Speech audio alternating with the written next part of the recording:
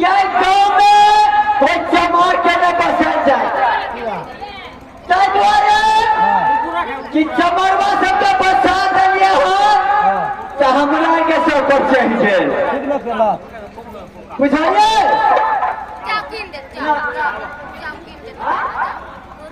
Hello जी hello hello जी topic में छे तुम कोई चमार के बसावे तो तुमको से अलग से गांव में नहीं बसावे पांचा बजवे चले चमरवा पांचा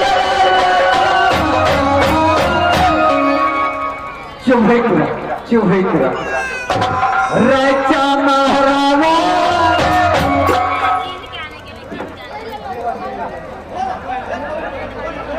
राजा महारावा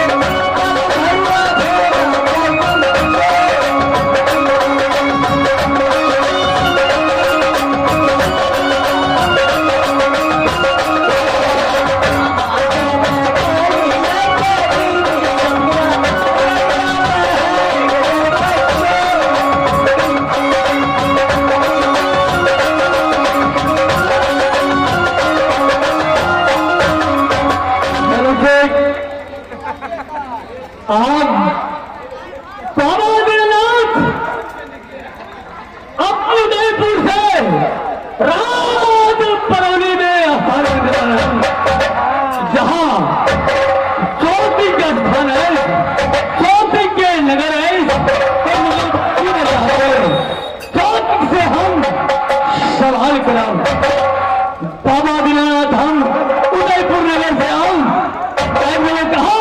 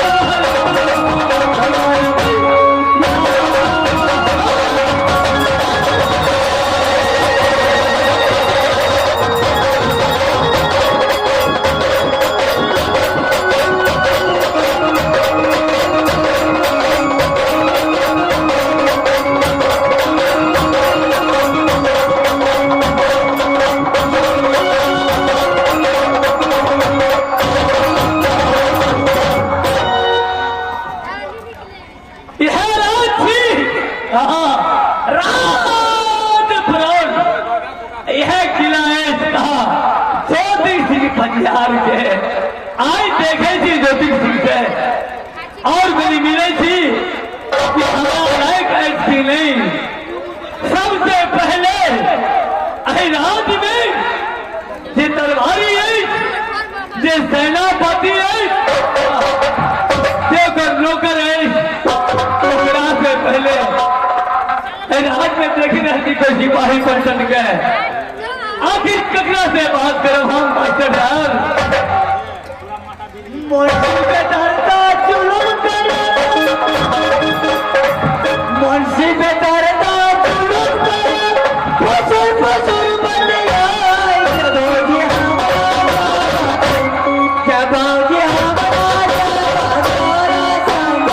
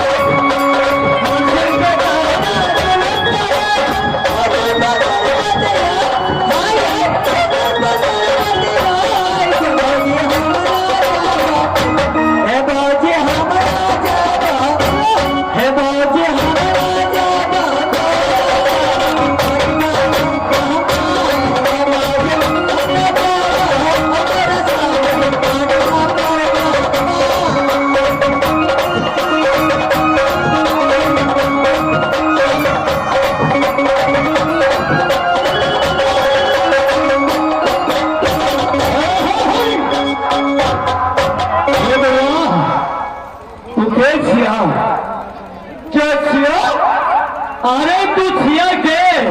हाँ राज के? राज क्या मंत्री थे? अच्छा मंत्री। मंत्री न नुनुआ, तोर नाम नुनुआ था? हाँ बुआ नुनुआ। राज में एक राज है कि कहिए? अरे तू जे जंगल वफादार सेनापति साहब सेनापति, हाँ हाँ राजा के नाम की थे? राजा के नाम केना मालूम है? हमें तो सबका मालूम है। बाबा दीननाथ जी हम सबका बुझे थी, लेकिन तोर मालिक कहाँ था? हमारा राजा साहब का नाम न मालूम है? ज्योतिष ज्योति की तलाश में मिलो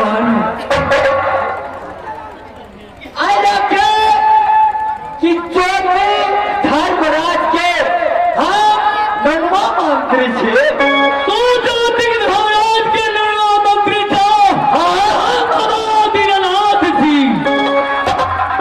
सकल संसार में नाम चले बाबा दीननाथ। अपने के नाम दीननाथ? दीननाथ दे लो। तू जाके अपना ज्योति धरा से कहा कि तोरा दरबार में बाबा दीननाथ है। क्या क्या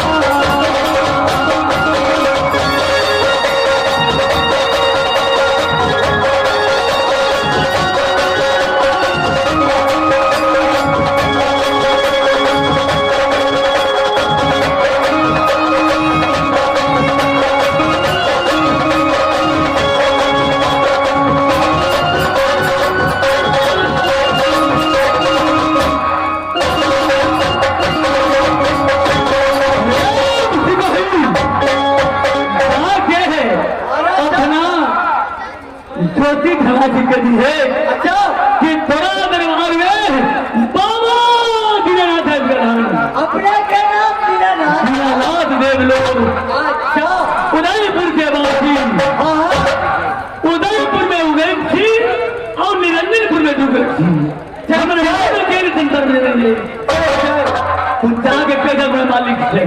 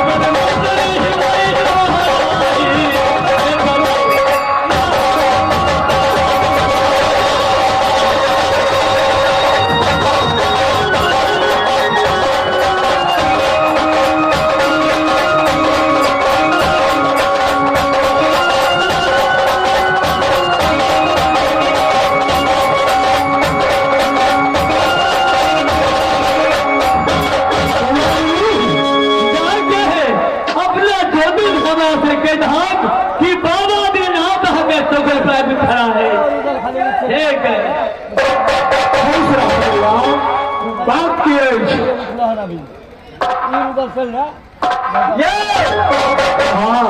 सुना छियै तू कहा था की बात है काय के मतलब कि अपना महल में अपना दरबार पर अच्छा यानी दीनानाथ